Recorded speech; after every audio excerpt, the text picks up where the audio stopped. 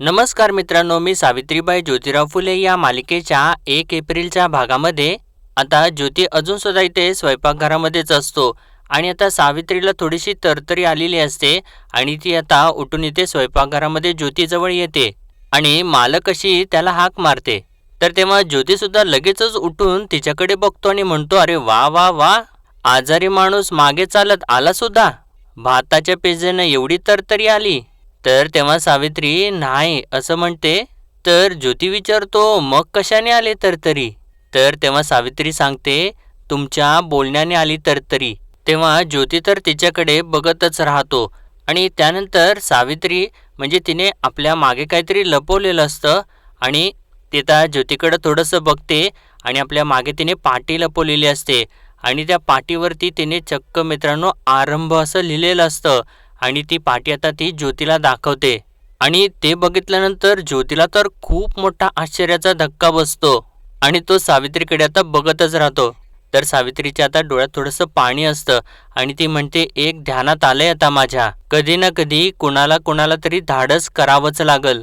अहो मग ते म्या का नाही करायचं?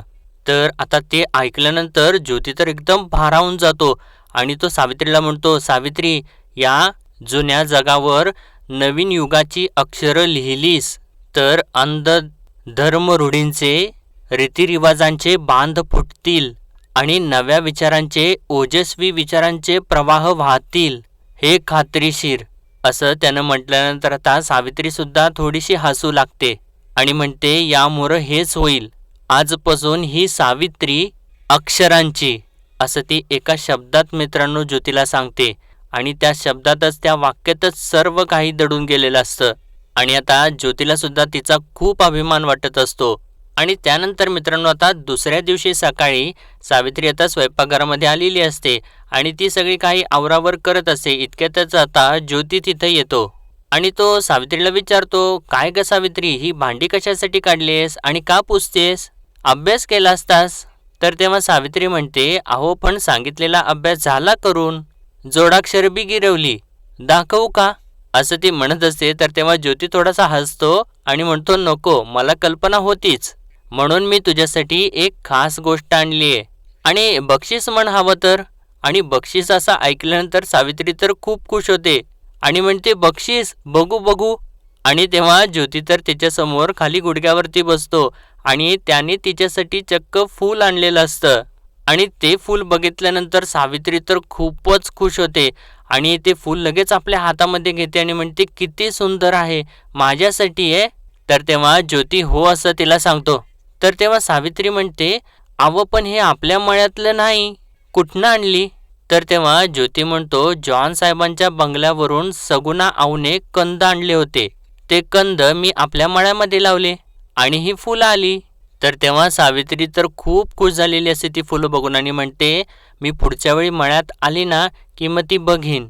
आणि याचं काय नाव म्हटलात असं ती एकदम उत्सुकतेने विचारते. तर तेव्हा तर ज्योती सांगतो, लिली. तर तेव्हा सावित्री सुद्धा लिली असं म्हणते आणि म्हणते, थोडं थांबते आणि म्हणते, म्हणजे ल ला पहिली वेलांटी ली आणि ल लाच दुसरी वेलांटी ली, लिली. तर तेव्हा ज्योती सुद्धा लिली असं म्हणतो आणि सावित्री आता खूप हसत असते आणि मधून मधून ज्योतीकडे बघून ती लाजत सुद्धा असते आणि ह्या दोघांचं असं छान चाललेलं असतं. इतक्यातच बाहेरून दादांचा ज्योती असं ओरडलेला आवाज येतो. तर तेव्हा सावित्री हसते आणि म्हणते, अगोबाई, जत्रा आली वाटतं. तर तेव्हा ती फुलं आता सावित्री ज्योतीच्या हातात देते आणि म्हणते, हे ठेवा. तर तेव्हा ज्योती म्हणतो, हो हो, आणि तू एक काम कर, गुळ पाणी घे, असं म्हणून तो आता बाहेर जातो. तर तेव्हा सावित्री लगेचच गुळ पाणी घेऊन बाहेर येते आणि तेव्हा ही सगळी काही जत्रा म्हणजे हे सगळे जत्रेला वगैरे जाऊन आलेले असतात. छान गणोबा असतो, दादा असतात, सगुनाऊ, राजाराम आणि पार्वती सुद्धा असते आणि आता हे सर्वजण बाहेर बसलेले असतात. तर तेव्हा ज्योती आणि सावित्री आता पाणी आणि गुळ पाणी वगैरे घेऊन बाहेर येतात. तर ज्योती आता गणोबाला बघितल्यानंतर म्हणतो, अरे गणा, पावा कोणी घेऊन दिला तुला? तर तेव्हा गणोबा सांगतो, मला तर आऊनी घेऊन दिला. तर तेव्हा सगुनाव तर त्याच्यावर खूपच खुश होते आणि म्हणते, अरे माझं लेकरू. तर तेव्हा सावित्री लगेचच गणूला आपल्याजवळ घेते आणि त्याला विचारते, अरे गणू, आणि खाया काय काय मिळालं? तर तेव्हा गणू सांगू लागतो, गोडशेव खाल्ली, मला खूप खूप मजा आली. तर सावित्री तर त्याचे खूप लाड करत असते. तर तेव्हा पार्वती म्हणते, अरे गोरी मड्डम बघितली ते पण सांग की. तर तेव्हा ज्योतिची आई म्हणते, काय बाई तिचा मोठा झगा आणि डोक्याला तर बापही एवढंच केस. तर पार्वती म्हणते, पण त्या बायकासनी काय आदबच नाहीये. बापई आणि गड्यांमध्ये खुशाल फिरतात, असं कुठं असतंय वय. तर तेव्हा ज्योतिची आई म्हणते, अरे लई गोरी पान, म्हणजे पांढरी शिप्पीत अगदी, पण लाज नाही का शरम नाही, निस्ती बिनधास्त. तर असं तिने म्हटल्यानंतर आता सर्वजण थोडे शांत होतात. तर दादा म्हणतात, पर जर शिकून बायका असं होत असत्याल तर मग काय आग लावायची का असं शिक्षणाला. तर तेव्हा आता दादांनी असं म्हटल्यानंतर इकडे सावित्री आणि ज्योती मात्र एकमेकांच्याकडेच बघू लागतात. तेव्हा सगुणाव म्हणते, अरे दादा पुढारलेली लोक आहेत ती. तर राजाराम म्हणतो, अगं कसली पुढारली ताऊ, काय उपयोग आहे याचा. हे म्हणजे असं झालं की कमरेचं सोडायचं आणि डोक्याला गुंडाळायचं, यात कसलं पुढारले पण. तर सगुणाव त्याला म्हणते, अरे बाबा राजाराम कशाला बोलतोय सोगाचच. तर पार्वती सुद्धा म्हणते, आऊ आऊ पर खरंच आहे की त्या बायकासनी बाई काय आपली सर नाही. आणि ज्योतिजाईला विचारते, हाय की नाही हो सासूबाई. तर तेव्हा तिला सुद्धा ते पटलेलं असतं. आणि इकडे तेव्हा सावित्री आणि ज्योती एकमेकांच्याकडे बघत हसत असतात. तर तेव्हा सगुणाओ सावित्रीकडे बघत म्हणते, सुनबाई अहो भूक लागली, घ्या की वाढायला. तर तेव्हा सावित्री सुद्धा हसत हसत होय आहो असं म्हणते. तर तेव्हा त्या दादा त्यांची फरमाईश सांगतात, सुनबाई वांग्याचं भरीत बनवा तुमच्या हातचं. तर तेव्हा सावित्री सुद्धा हसत हसत हा असं दादांना म्हणते आणि आतमध्ये निघून जाते. आणि यांचं सगळं असं छान चाललेलं असतं. आणि त्यानंतर आता जेव्हा सगळं काही आवरतं तर तेव्हा त्या सगुणाऊ जरा ज्योतीच्या आणि सावित्रीच्या खोलीमध्ये येते. आणि तेव्हा सावित्री आवरावर करत असते. आणि तेव्हा सगुणाऊ म्हणते, म्हणजे तिला हाक मारते सावित्रीला. तर तेव्हा सावित्री लगेचच डोक्यावरती पदर घेते. तर सगुणाऊ तिला म्हणते, अगं बाई राहू दे, हा पदर बिदर ना तुझ्या सासूच्या समोर. आणि सगुणाऊ लगेचच आता पिशवीमधून एक लुगडं काढते आणि सावित्रीला म्हणते, बघ मी तुझ्यासाठी काय आणले. तर तेव्हा सावित्री ते लुगडं बघितल्यानंतर खूपच खुश होते आणि म्हणते, माझ्यासाठी आणलं लुगडं. तर सगुणाव सुद्धा म्हणते, हा हा आवडलं का. तर सावित्री सुद्धा खूप खुश झालेली असे, म्हणते वय वय. आणि त्यानंतर आता सगुणाव अजून पिशवीमधून कापडं काढते आणि सावित्रीच्या हातात ठेवते. तर तेव्हा सावित्री म्हणते, ह्यांच्यासाठी लई भारी आहे लई भारी आहे. आणि सावित्री लगेचच आता ज्योतीला हाक मारत असे. तर तेव्हा सगुणाव म्हणते, अगं नको हाक मारू, अभ्यासाला बसलाय ना, शाळेत पण जायचंय, राहू देत राहू देत. तर तेव्हा ज्योती लगेच येतोच तिथे आणि विचारतो, काय झालं. तर तेव्हा सावित्री खुश झालेली असते आणि ज्योतीला सांगते, आऊने तुमच्यासाठी कापड आणलंय. तर तेव्हा ज्योती म्हणतो, गाऊ कशाला. तर सगुणाव म्हणते, अरे राहू दे, अरे जत्रेत ना एका व्यापाऱ्याकडं मला कलकत्त्याची ताग दिसली म्हणून तुझ्यासाठी घेतलं. तुला आवडतो ना रंग, हा बघ म्हणून आणलाय, आवडला का असं त्याला विचारते. तर तेव्हा ज्योती सुद्धा हसत हसत हो आवडला आवडला असं सांगतो. तर तेव्हा सावित्री आता ते सगळं काही बाजूला ठेवते आणि ज्योतीला इशारा करते.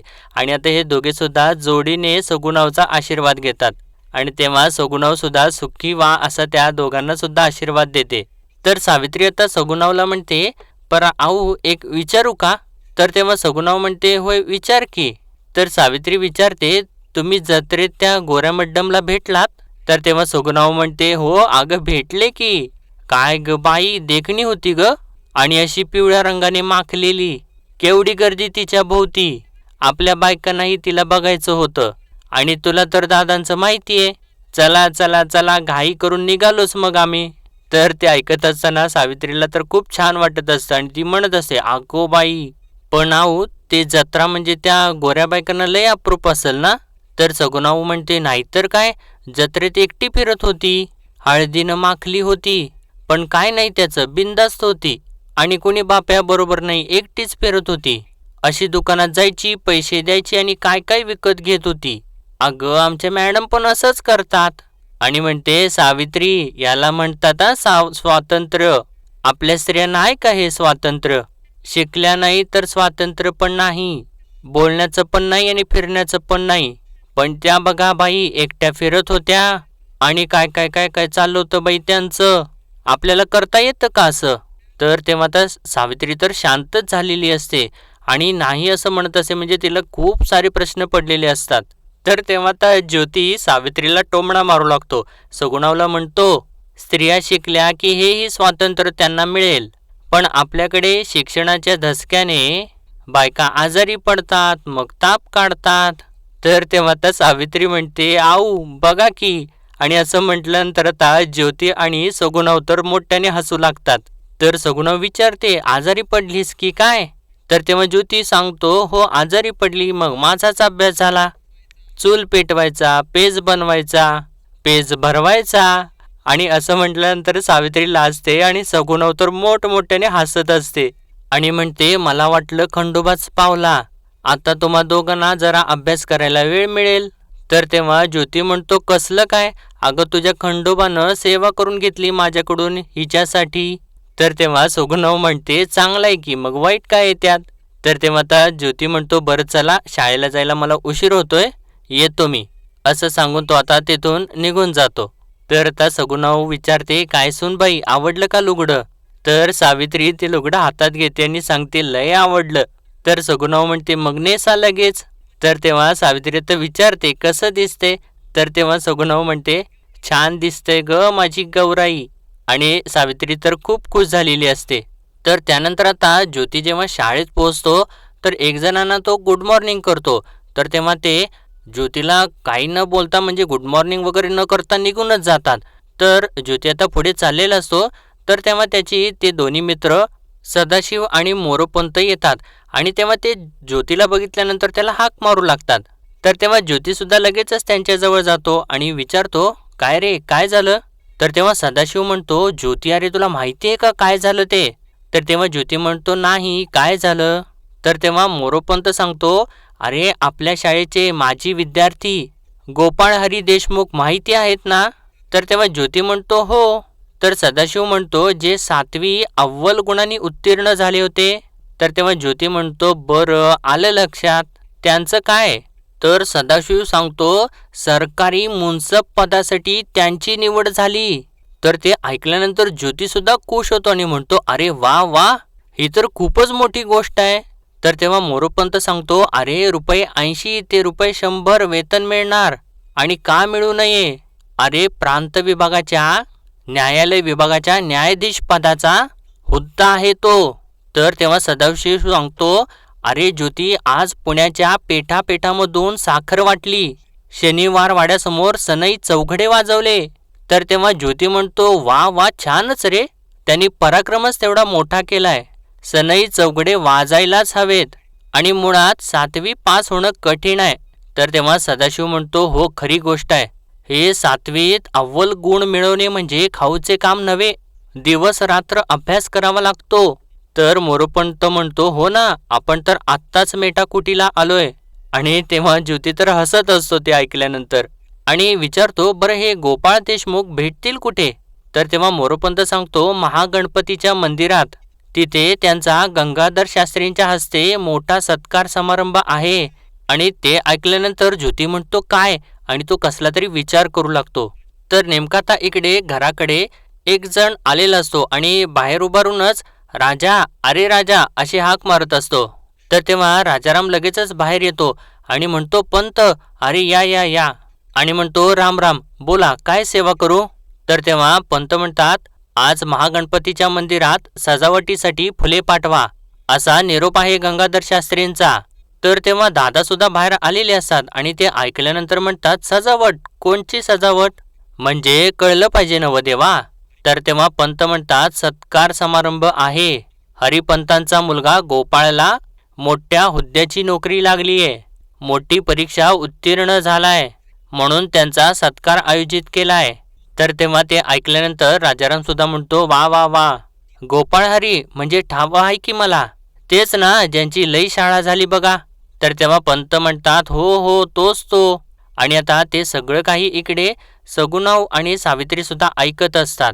तर तेव्हा दादा पंतना म्हणतात, देवा फुलं पोचत्याल, हार फुलं तोरणं सगळं तयारच करून घेऊन येतो, शास्त्री बुवा खुश होऊन शाबासकी देतील, असंच काम करतो. आणि तेव्हा आता इकडे हे सावित्री जरा काहीतरी विचार करत असते आणि विचार करत असताना आता तिला सुई टोचते. तर तेव्हा पंत म्हणतात, तर मग ठीक आहे, पण वेळेत या. तर दादा म्हणतात वय देवा, आणि त्या पंत तिथून निघून जातात. तर दादा लगेचच राजारामला म्हणतात चल चल तयारी करूया रे. आणि आत जाऊन सगुणावला म्हणतात सगुणा तोरणं बनवाय घ्या. तर सगुणाव म्हणते वय रे दादा, तोरणं बनवू, हार बनवू, नेऊन देऊ त्यांना. तर आता सगुणावने असं म्हटल्यानंतर दादा म्हणतात पर काय झालं देवा. तर सगुणाव म्हणते भूदेवांची पोरं शिकली की सत्कार करायचा, आणि आपलं पोरग शिकलं की धर्म बुडतो ना र. त्यांनी शिकायचं आणि आपण तोरणं बांधायची, त्यांनी मोठ्या हुद्द्यावर काम करायचं आणि आपण टाळ्या वाजवायच्या, आणि आपलं पोरग घरात शिकतं त्याला करकचून विरोध करायचा. आणि आता बरोबर वेळेवरती सगुणाव तर दादांना टोमणा मारत असते. तर दादा म्हणतात सगुणा नशीब त्यांच्या मोर बोलली नाहीस, त्या शास्त्री बुवांना कळलं असतं ना तर दात ओठ खात आलं असतं कुठं गेला गोंद्या माळा म्हणून. तर सगुणाव म्हणते अरे खरं तेच बोलते ना मी दादा. तर दादा म्हणतात सगुणा अगं शिकण्यासाठी जन्म आहे त्यांचा. आणि ते ऐकल्यानंतर आता सगुणावला तर खूपच त्रास होतो. तर दादा पुढं म्हणतात महाराच्या घरी गाणं, कुणब्याच्या घरी दाणं, आणि बामणांच्या घरी लिहिणं, तसंच माळ्याच्या घरी फुलांचं लिहिणं, बदल हाय देवा पक्का हाय ये. तर असं ते म्हणत असताना सावित्री विचारते पर दादा अव हे एवढं शिकतात, यांचा सत्कार नाही होणार. तर तेव्हा राजाराम सांगतो नाही होणार, ज्योतीच्या नशिबी फक्त फुल्यांचं बेणं. तर दादा म्हणतात सुनबाई सत्कार व्हायला त्यो काय ब्रह्मदेवाच्या मुखातनं पडलेला नाही, कळलं का असं म्हणतात. आणि राजारामला म्हणतात राजारामा तू मळ्यात चल मी आलोच. तर तेव्हा राजाराम जी असं म्हणतो आणि तिथून तो निघून जातो. आणि दादासुद्धा आता आतमध्ये निघून जातात. तर तेव्हा सगुणावला सुद्धा तर त्या गोष्टीचं खूप वाईट वाटलेलं असतं आणि ती थोडीशी आता सावित्रीकडे बघते, पण सावित्री तर वेगळ्याच विचारात असते. तर इकडे आता ज्योती मळ्यामध्ये असतो आणि ती लिलीची फुलं त्याच्या हातामध्ये असतात आणि त्या फुलांना तो म्हणत असतो वाटलं नव्हतं तुम्ही माझ्या मळ्यामध्ये रुजाल, वाढाल, फुलाल, पण फुललात की. दादा म्हणाले होते की तुम्ही या मातीत रुजणार नाही, पण तुम्ही तर कमालच केली. म्हणजे या मातीला तुम्ही वर्ज्य नाही आणि ही माती तुम्हाला वर्ज्य नाही. वा वा लिलीच्या फुला, या पुण्यातल्या लोकांनी तुझ्याकडून शिकायला पाहिजे रे. आणि त्यानंतर त्या लिलीच्या फुलांचा तो पुष्पगुच्छ तयार करतो आणि म्हणतो या लिलीच्या फुलांचा पुष्पगुच्छ गोपाळरावांना नक्की आवडेल, खात्री आहे माझी. असं सर्व काही बोलून तो त्या लिलीच्या फुलांचा छान असा पुष्पगुच्छ तयार करतो. तर इकडे आता राजारामानं सगळं काही तयारी केलेली असते. तर तेव्हा दादा म्हणतात राजारामा लेकरा अरे मी काय म्हणतोय, चांगली टप्परी फुलं घे. तर तेव्हा राजाराम म्हणतो वय वय दादा तुम्ही काळजीच करू नका, अव फुलं बघून शास्त्री बुवांची कळीच खुलल असा तोडा करतो. तर तेव्हा दादा म्हणतात वय वय त्यात एवढ्या मोठ्या शिकलेल्या माणसाचा आपल्या फुलांनी सत्कार होणार आहे आणि समदो पुन्हा बघणार आहे, अजून काय पाहिजे देवा. आणि तेव्हा ज्योती आता तिकडून आल्यानंतर दादा त्याच्याकडे बघतात आणि त्याला विचारतात अरे ज्योती या वेळेला तू मळ्यात काय करतोयस. तर तेव्हा ज्योती म्हणतो आज गोपाळरावांचा सत्कार आहे ना, तर म्हटलं त्यांना भेटावं आणि हा पुष्पगुच्छ द्यावा, शुभेच्छा द्याव्यात, आमच्या मिशनरी शाळेचे विद्यार्थी ना ते, असं तो म्हणत असतो. तर तेव्हा राजाराम म्हणतो असं असं तरीच म्हटलं या वेळेला हे इथं कसा. तर तेव्हा ज्योती म्हणतो मी त्यांना या विलायती फुलांचा पुष्पगुच्छ भेट म्हणून देणार आहे. तर तेव्हा राजाराम विचारतो कसली फुलं म्हणाला रे, आणि हे बघ ध्यानातच राहत नाही बघ माझ्या, तू सांगितलं होतं मला.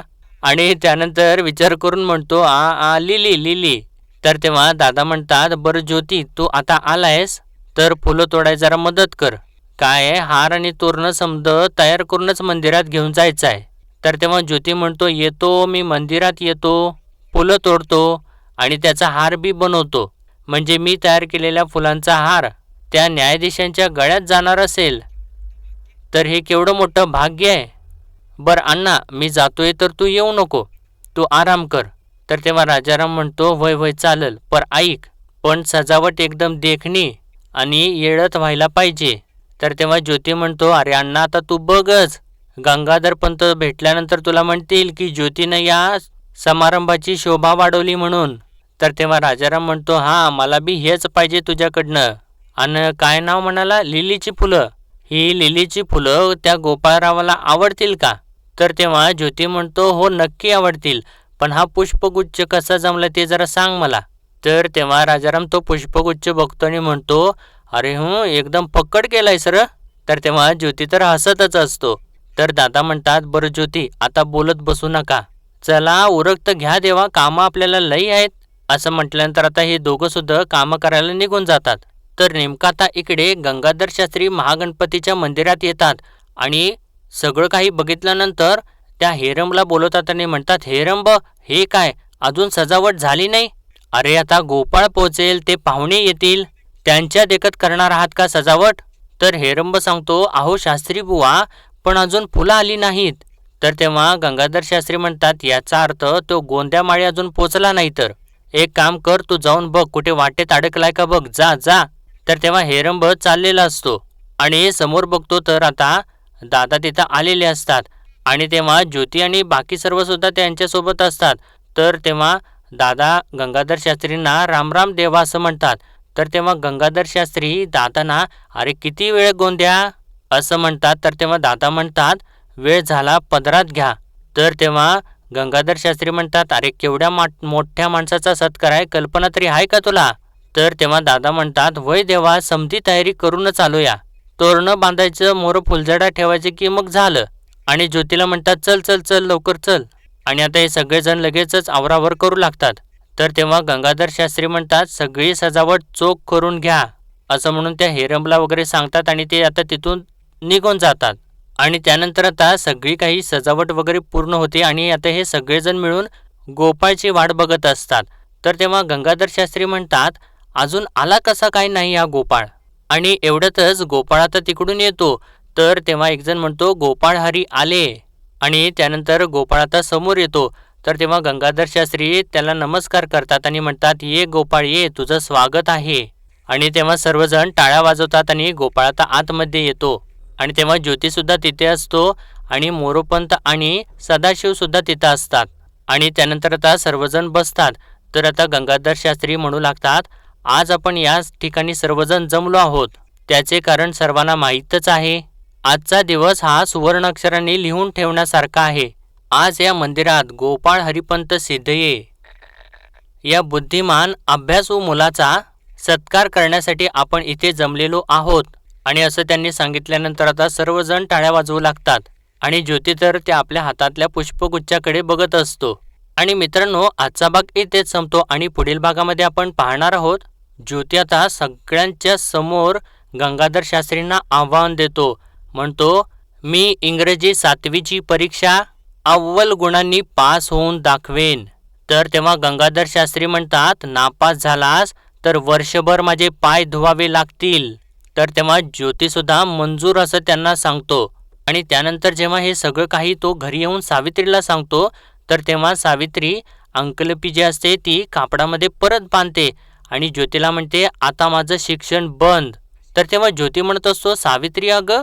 तर तेव्हा सावित्री म्हणते, मला शिकवण्यासाठी तुमचा जाणारा वेळ आता तुमच्या अभ्यासासाठी लावा. माझ्या नवऱ्यानं कोणाचं पाय धुतलेलं मला खपणार नाही असं ती ठणकावून ज्योतीला सांगते. तर मित्रांनो, आजच्या पुरतं एवढंच आणि भेटूया परत उद्याच्या भागामध्ये. तोपर्यंत आपल्या व्हिडिओला लाईक, शेअर आणि सबस्क्राईब नक्कीच करा. धन्यवाद.